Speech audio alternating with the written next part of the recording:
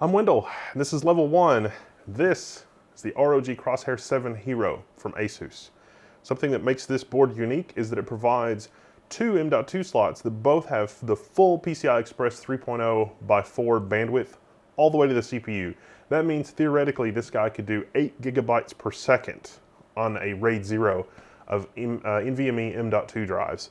We're going to put that to the test with two Samsung 960 Pro drives in this in a RAID 0 configuration just to see how it runs. We'll also walk you through it in case you're looking to do this kind of a config.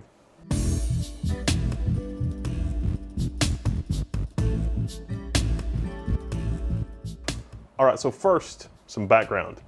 Zen Plus, the new Ryzen 2000 series CPUs, they're out and they're Zen Plus. Zen Plus, see, I'm sorry. I can't help myself, it's just a thing. With the new CPUs comes a new chipset, X470. Really, X470 though is just an incremental improvement over the previous X370 chipset. Not really a lot has changed with the chipset, unfortunately. Fortunately, board vendors like Asus are really stepping up their game with board designs around the chipset. Case in point, the ROG Crosshair 7 Hero. The big departure here from X370 boards, and maybe it has something to do with technology from AMD called Store MI, which is new with the X470 chipset, and we'll talk more about that in a minute, is the ability to run two M.2s in PCI Express 3.0 with the full by 4 bandwidth, meaning that two M.2s can together do 8 gigabytes per second in a RAID 0 type configuration. Well, even in RAID 1, you can do reads at about 8 gigabytes per second, maximum theoretical speed. Samsung 960 Pros run about 3 gigabytes, 3.5 gigabytes per second on the reads. The writes aren't quite as fast. So we've got two of them in this system. We're going to try to set up a bootable RAID 0 with this motherboard on the new Ryzen 2700X. Now this is a pretty fancy CPU. It hits 4.3 gigahertz on its XFR Precision Boost 2. The IPC and latency improvements have been very minuscule, but they're there. The extra clock bump and the extra precision boost really sort of narrows the gap to the competition for Intel. We've got all kinds of other videos on that on the Level 1 Techs channel, all kinds of stuff in the forums at Level 1 Techs. You've got a gazillion users and all this kind of stuff. So if you want to check all that out, please do check out our other videos. For now, we're just going to walk you through setting this up. And this is a little different from board to board. And not all boards have the full PCI Express 3.0 by 4 connectivity to both of their M.2 slots. You see, most boards, and especially I think all X370 boards, there are pretty much two M.2 slots on board, but one of those is PCI Express 3.0 wired directly into the CPU. That was a great design decision on AMD's part to wire the M.2 directly into the CPU. They saw the writing on the wall, they saw that M.2s were getting faster and faster and faster. They saw that it made no sense to do anything other than provide a direct high-speed interface to the CPU for those M.2. Now, contrast that to the competing platforms from Intel, Z270, Z370, and X299, even the high-end desktop chipset. In all of those cases, all of the M.2 on-board connectivity on motherboards, all of that goes through the PCI Express lanes provided by the chipset. Your first step in setting this up, if you want to run a RAID like this, is to install your M.2s and remove all other drives from the system because you don't want to accidentally do something bad in case you have other drives with important data. The M.2s that you're going to use, they should be blank. They shouldn't have anything important on them because we're going to destroy everything. So your first step is going to go into the Uefi, configure all your other options that don't have anything to do with the RAID, configure your RAM, make sure everything's good. Maybe you want to do some burn-in testing, temporary install, all that stuff's a good idea. The next thing you want to do is go to your RAID Expert 2 utility.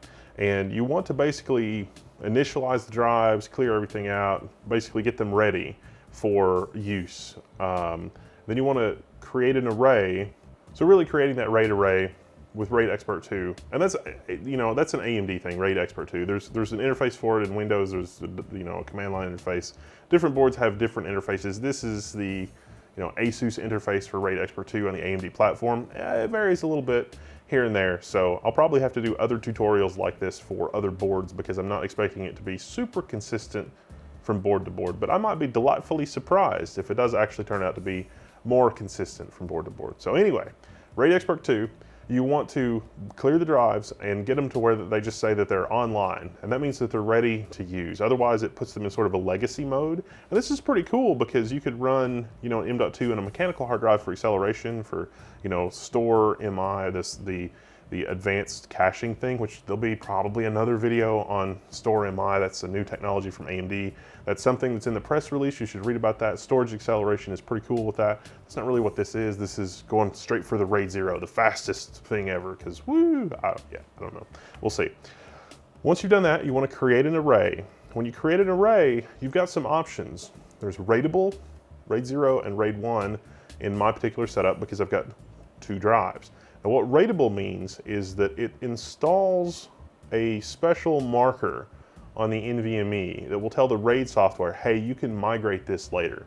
So if you only have one NVMe, you can install Windows or install your operating system and do whatever, and set it to raidable. And then when you install the drivers in the full driver suite in Windows later, you can use that raidable designation to migrate that raidable drive to either RAID 0 or RAID 1. And the software will just sort of go through some steps to actually do that for you. Now, I wouldn't, it's extra steps, but you could do it that way. Because it's extra steps, I'm not sure that I would recommend it. And going through that on the Threadripper platform was a little hairy. I like the Uefi experience better. So I'm gonna pick RAID 0. Now you should understand with RAID 0, there's no redundancy here. If I lose either one of these NVMEs, or they come loose or unplugged, or I accidentally touch them the wrong way, I'm probably gonna lose all my data on both NVMe. You could go with RAID 1, that's a mirror. That means that everything that's on one NVMe is mirrored to the other. On the RAID 0 setup, you double your space, so 2 512 gigs is 1 terabyte. With RAID 1, because it's a mirror, I still only have 512 gigabytes of space to use. Now the nice thing about RAID 1 is that your read operations can stack. So if one drive is busy with one read operation and you have another mirror and another read operation comes in, you can do another read. So you can still double your read speed potentially with a RAID 1 setup. Your write speeds, however, will not benefit. With RAID 0, you double your read speed and your write speed, but again, the risk there is that you could lose a disk and you lose everything. Interestingly, the new Apple Mac Pros, they run RAID 0. So no redundancy. If you lose one of your storage devices, you're gonna lose everything. But hey, it's really fast, right? The next step will be to prepare your Windows installation USB stick. So you can download that from Microsoft, the media creation tool, and create a bootable Windows USB stick. But you're not done yet. You'll need to download the NVMe RAID drivers from AMD. Now, at the time of this video, those are the Threadripper drivers, and it's the standalone link. And so when you extract that, there's going to be an RSX64 folder that you'll want to just copy to the USB stick, because you're going to have to manually specify those drivers when it's booting, the AMD RAID drivers. Because when you first go into Windows, it's going to say, oh, I see your 2 individual NVMe disks, because it's just using the generic NVMe driver, and it's like, ooh, that's not right. Should be a 1 terabyte volume. But in order for Windows to see that, you got to load the driver. So once you navigate to the RS2X64 folder and you let it find the drivers, it's going to find the AMD bottom device. Yes, there's a top and bottom in this driver. There's also a config device. So I guess the config manages between the top and the bottom. I can hardly keep a straight face. The interesting thing is that there's more drivers you need to load, but you can't load them until after you first load the bottom device. So the bottom paves the way for the top. Am I right? Or am I right? Never mind. So once you get those 2 drivers installed, you can hit browse again and also select the configuration driver. I'm not 100% sure that that's necessary in all scenarios. Maybe it is, maybe you could do it to be on the safe side. But once you do that, then your unformatted 1 terabyte volume should show up. And you can choose that as an installation location and next through your Windows installation. Then once you get Windows installed, you can install your platform drivers, your chipset drivers, and everything else. So there we have it. We've got our operating system installed, the drivers, everything is fully up to date. Depending on how many times I run Crystal Diskmark, we're seeing 6,000 to 7,000 megabytes per second read and over 4,000 megabytes per second write. Our RAID 0 is working and our RAID 0 is not bottlenecking. It really underscores the performance improvements on Zen Plus in terms of lowering platform latency and providing more, sort of I/O bandwidth, more I/O overhead. So, I mean, you could do this on the first gen Ryzen, but the particular PCI Express layout of the Crosshair Hero 6 motherboard makes this especially attractive because it's one of very, very few motherboards for the AM4 platform that will give you more than one M.2 slot with a PCI Express 3.0 connection. That's unusual. That's something you should look for if you're going to do an NVMe RAID on a Ryzen platform. Oh, one other thing I'd recommend is use one of the USB 2 ports for your Windows installation. The As Media controller and the onboard, USB 3.0 Gen 1, like the blue ports, Windows is really kind of squirrely about those, especially the Windows installer. The Redstone build of Windows, that's build number like 1703 and newer, is really strongly recommended for the Ryzen platform. So if you have an older Windows USB stick, I wouldn't recommend that you use that. I think you're gonna have to build a new one in order to sort of avoid some compatibility issues and other problems. But that's pretty much it. So in a nutshell, configure the array in your UEFI, make sure that it's good, set it up, everything should be good.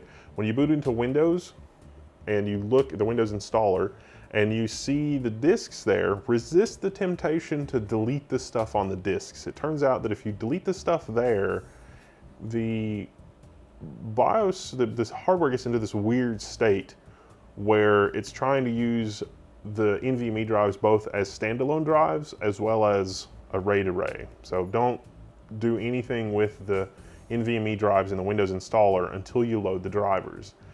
And if you load the drivers and the volume's not the expected size, it doesn't show up as, say, 1 terabyte in my RAID 0 configuration, then you should probably abort, go back into the UEFI, and make sure everything is still good. If everything is not good, and you're looking at it and it's like, wow, there's 3 arrays in here now, that thing where it would sort of dual use the drives is happening, and you just need to delete everything again and recreate the array and do it all over again because you missed a step or something.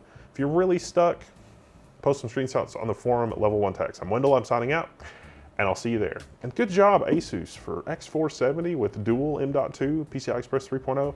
Nicely done. Can't wait to review this whole thing in full. Yes, excellent.